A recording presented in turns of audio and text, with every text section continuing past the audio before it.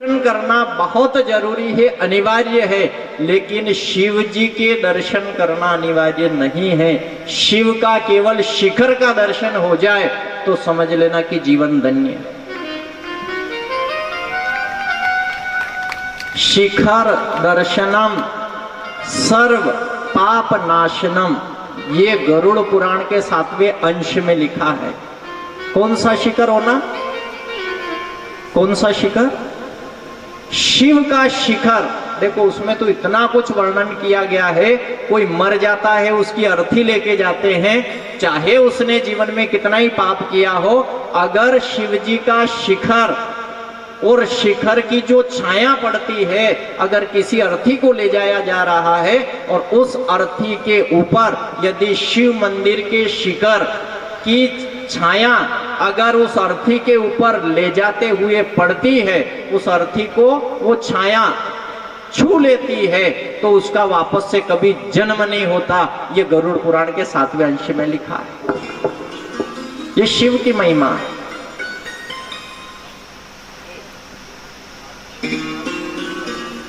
देखो हर एक स्थान पे आप इस बात का ध्यान रखना संतों कि ये शिव तत्व अगर जीवन में प्रारंभ यहीं से है और आखिरी अंत भी मशान में डेरा उसी का है। किसका डेरा है? कालों का काल, महाकाल, जिसका एक अंश है भैरव, और भैरव ने मसान में डेरा लगाया, शमशान में डेरा लगाया। तो ये शिव महापुराण कहती है आप किसी भी मंदिर पे जाओ, कभी योग से आप ऐसी वैसी बात कर लेना, झूठ बोल जाना, लेकिन सदा शिव भगवान भोले बाबा के प्रांगण में उसके स्थान पे कभी झूठ मत बोलना।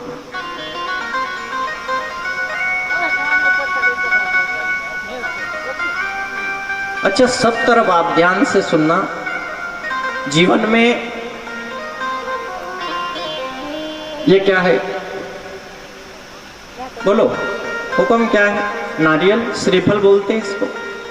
सभी देवी देवता के यहाँ पे नारियल बदरते हैं, फोड़ते हैं उसको। शिव जी के यहाँ भी फोड़ते हैं।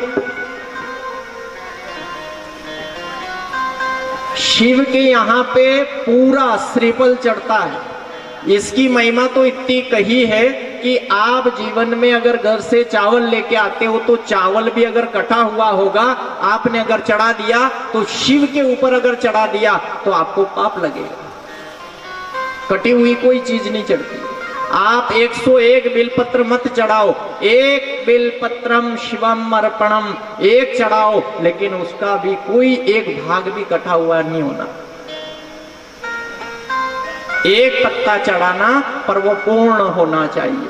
अच्छा आप यज्ञ करते हो तो यज्ञ पूर्ण कब माना जाता है बताओ? पूर्णाहुति के बाद ही। और पूर्णाहुति कब लगती है? वो जो गोला है, ये नारियल का जो गोला है, इसके अंदर से जो गोला निकला है उसको गुरुदेव ने, ब्राह्मण विप्र देवताओं ने कहा ये आपने यज्ञ किया, आपने 7 दिवस से यज्ञ किया, आपका पूर्ण नहीं हुआ, कब पूर्ण होगा गुरु? तो उस दिन उनने कहा ये पूर्णाहुति का ये लो, और ये जिस दिन आपने लगा दिया आपका यज्ञ पूर्ण हो जाएगा।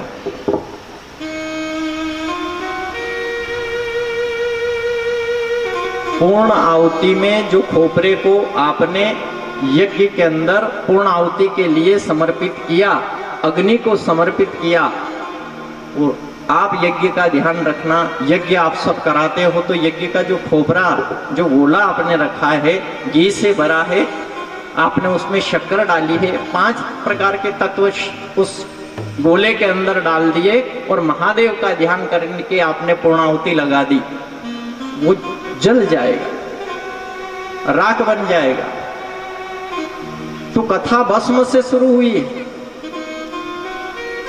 ये शिव महापुराण की आज कथा इस भस्म से शुरू हुई है। भस्म लगाने का क्या नियम है आज भी आप ध्यान रखते हो तो यज्ञ होने के बाद में सब लगाते हो? बोलो तो सही, कि नहीं लगाते? है ना? उसमें से थोड़ी चम्मच से आप लेते हो उसको तो हाथ नहीं लगाते हो, चम्मच से लगाते हो। चम्मच से लेके आप पहले भगवान को अर्पण करते हो, उसके बाद अपने मस्तक को लगाते हो। और वो जो संविदा रहती है उसकी राख आप मस्तक पे लगाते हो। खोपरा जो जलता है, पूर्णाहुति का जो खोपरा जलता है, उसकी भी एक राख बनती है। आप ध्यान रखना, उस राख को आप संभाल लो, ठंडी हो जाए उस खोपरे की राख को आप संभाल लो और संभाल के रखो। और जब कभी अष्टमी में सोमवार आता है, अष्टमी में सोमवार आता है, सोमवार के दिन महादेव जी को वो भस्म चढ़ा के उस भस्म को वापस शिव जी के वहां से लेकर और अपने माथे पे त्रिपुंड जैसा लगा लो। यहाँ शिव महापुराण में ऐसा वर्णन कहा है, जो 3 अष्टमी को इस प्रकार से अगर उस खोपरे की गोले की पूर्णाहुति की भस्म माथे लगाता है शिव जी को चढ़ा के, तो उसके शरीर में जो भी दुख रहता है, दर्द रहता है, वो महादेव हर लेता है। इसीलिए तो वो राख है, अपने घर पे भी राख रहती है, अपन उस राख को हर कहीं डाल सकते हैं। यज्ञ की राख को क्यों नहीं डालते? उसको तो प्रणाम किया जाता है, किया जाता है क्या? वो पूजनीय है, उसको प्रणाम किया जाता है। आपके यहाँ की राख क्या बोलते हैं? वानी क्या बोले? राकोड़ी। लोग कई मशान में जा जो वानी कुटी लिया जो कई लोग। अच्छा, मसाण की राख कभी किसी ने माथे लगी? कहा?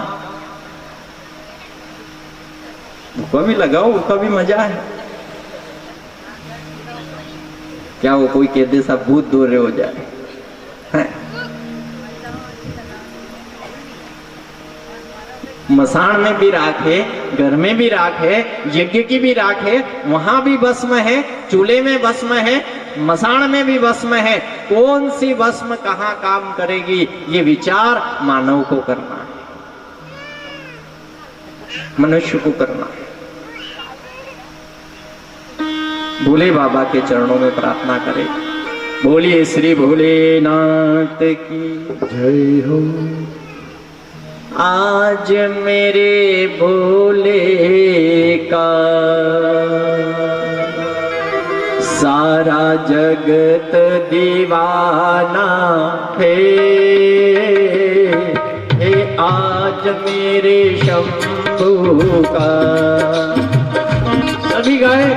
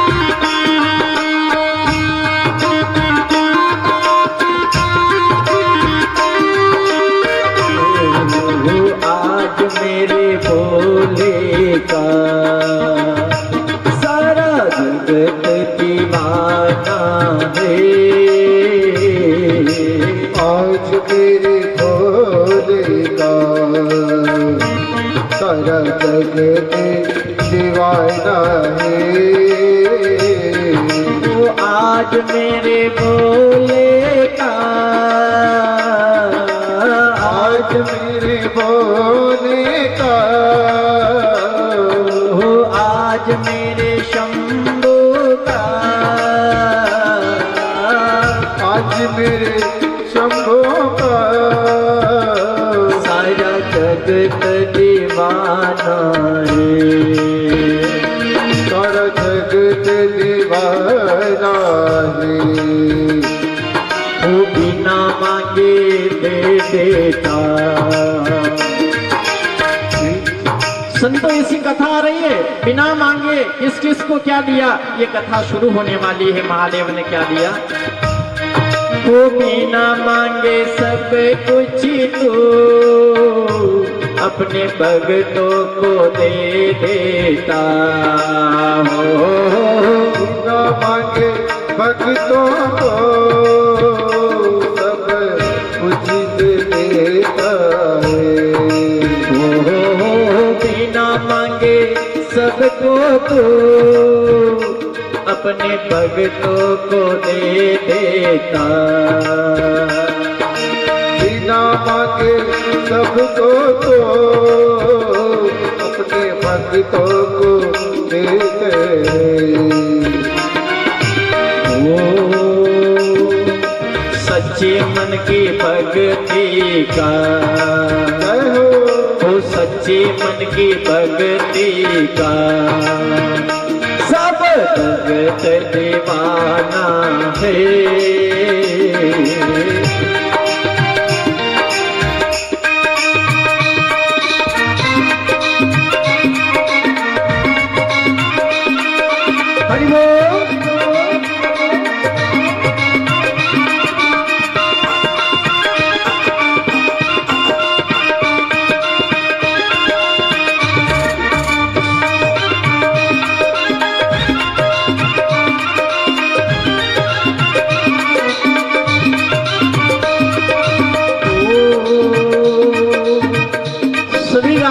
सभी नगरवासियों से भोले बाबा के इस प्रांगण में शब्द अनुरोध करता है, आओ भक्तो मंदिर चले, आओ भक्त मंदिर चले, आओ भक्तो सत्संग चले, आओ भक्तो सत्संग चले, मेरे शिव जी का नाम जपे, मेरे शिव जी का नाम जपे,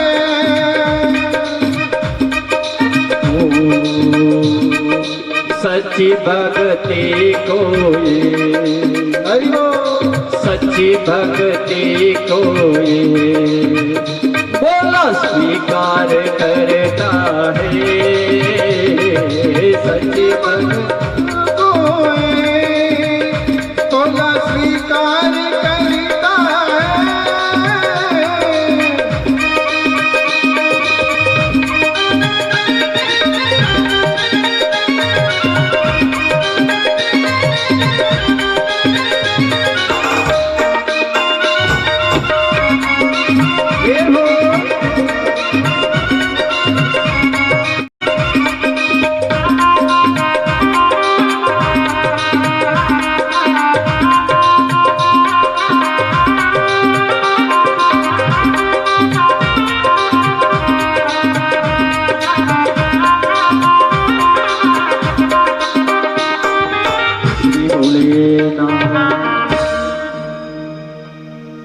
भोला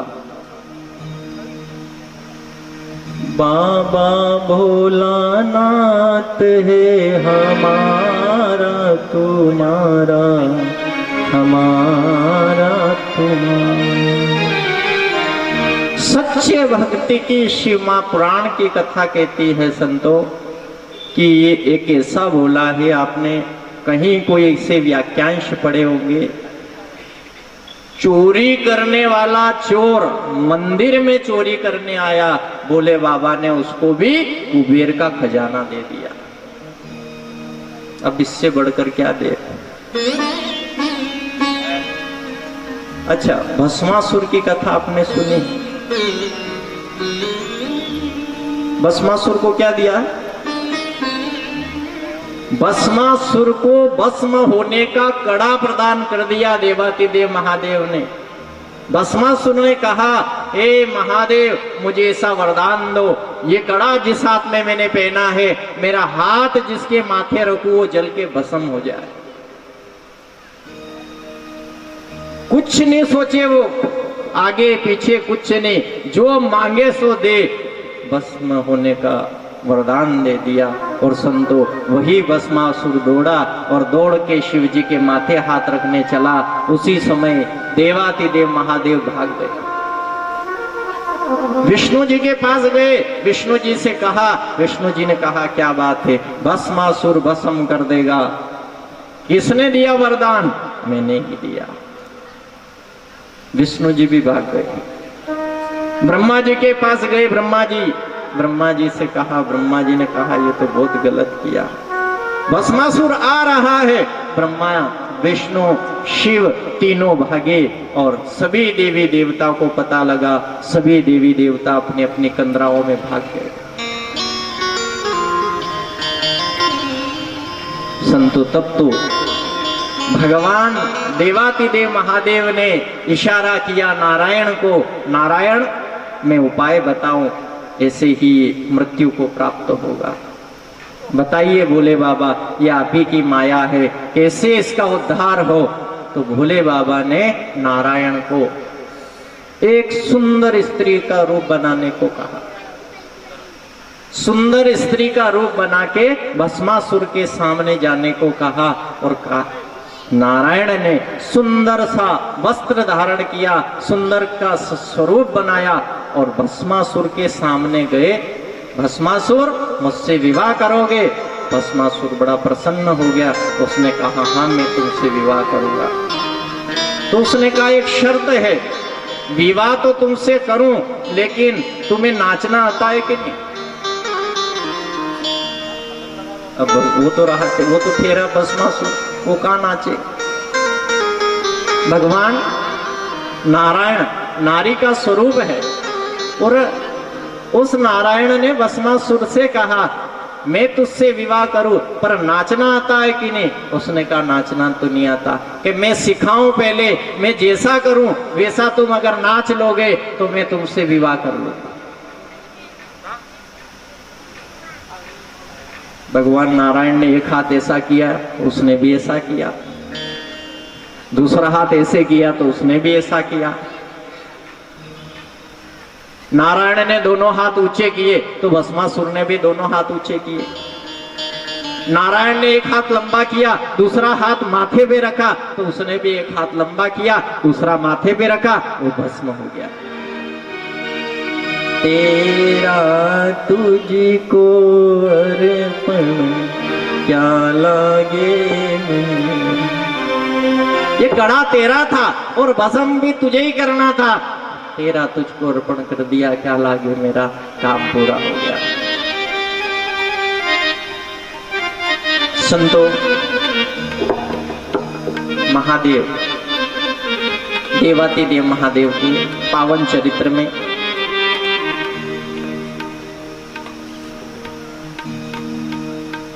शौनकादिक ऋषियों ने प्रयागराज में इकट्ठे होके सूत जी महाराज के चरणों में प्रार्थना करके पूरी समस्त संसार जगत में पाप जो जितना पड़ा है। अच्छा शांति कहाँ है? अपने ढिगनिया गांव में है। घना मुश्किल थी निकली ना होना होगा बात।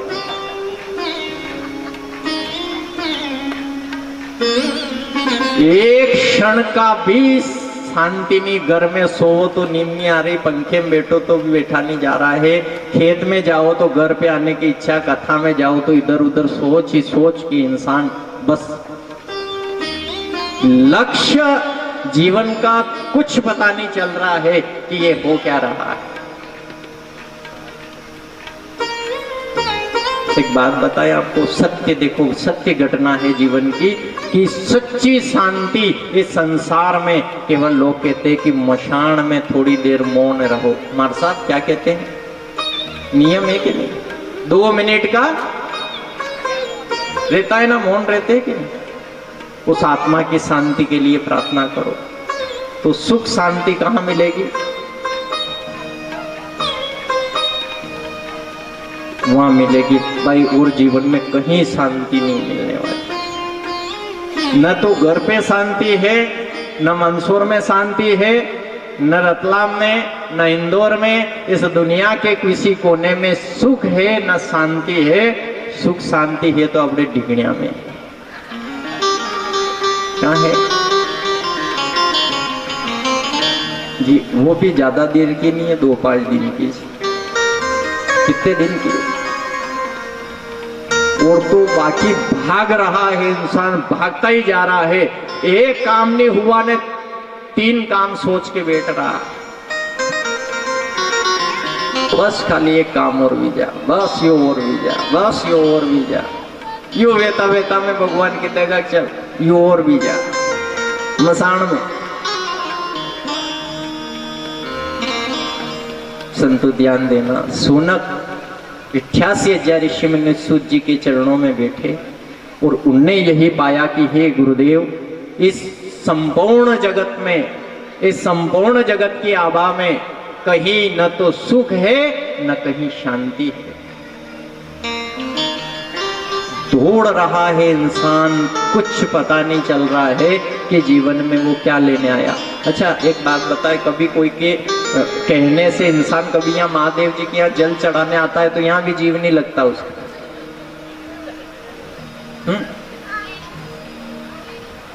लोटी यूं दई।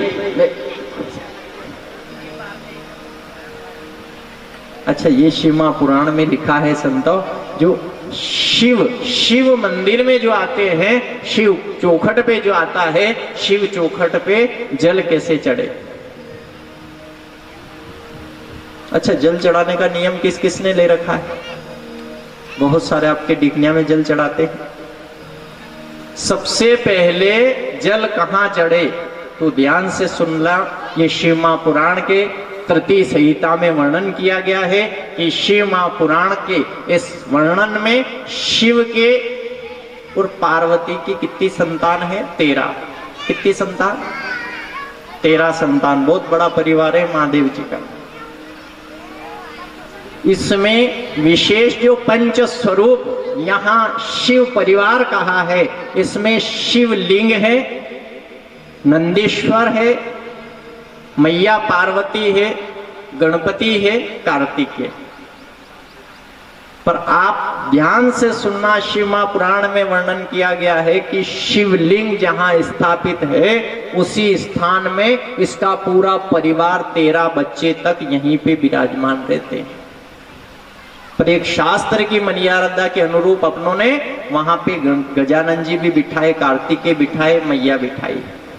आपने अंदर दर्शन किए ना। ये मंदिर में जाना, राधा कृष्ण दोनों बराबरी में रहेंगे, नहीं है। राम मंदिर इस भारत देश के किसी कोने में चले जाना, राम जी के साथ में ही सीता रहेगी, न कोई ऊपर है न कोई नीचे है, दोनों बराबर है। पर शिव मंदिर में आप जाना तो मेरे महादेव ने कहा, मैं जहां बैठूंगा और तू सती पार्वती धर्म पत्नी है, तो धर्म पत्नी तू मुझसे ऊपर सिंहासन पे बैठना। ये शिव मंदिर एक ऐसा रहता है कि शिव जी के साथ में पार्वती नहीं, उनका मुकाम ऊपर लगता है। इसीलिए तो अपने मुकाम अलग लगा है, पार्वती का मुकाम अपने शिवलिंग से ऊंचा लगाया गया। ये शास्त्र के अनुरूप मर्यादा है।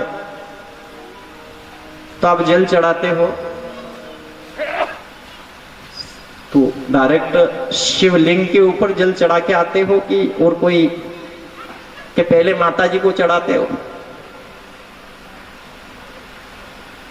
तो पहला पत्नी ने हापड़े को झट झट राजी विदा महादेव।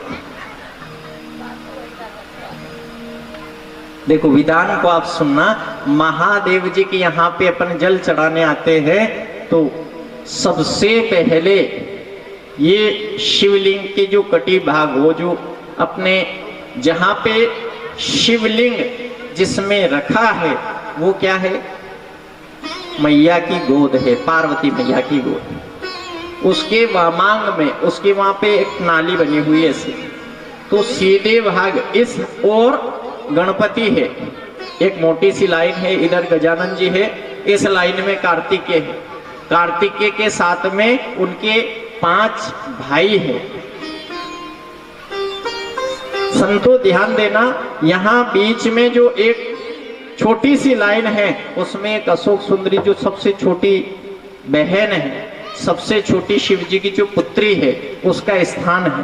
तो पहले गणपति को स्नान इस भाग में चढ़ाया, फिर कार्तिकेय को चढ़ाया, फिर हस्त कमल के रूप में जो मैया की गोद है उस शिवलिंग के चारों ओर जल चढ़ाया, फिर शिव जी को चढ़ाया, फिर शिव जी के ऊपर एक कलश लगा हुआ है, जल की बूंद गिर रही।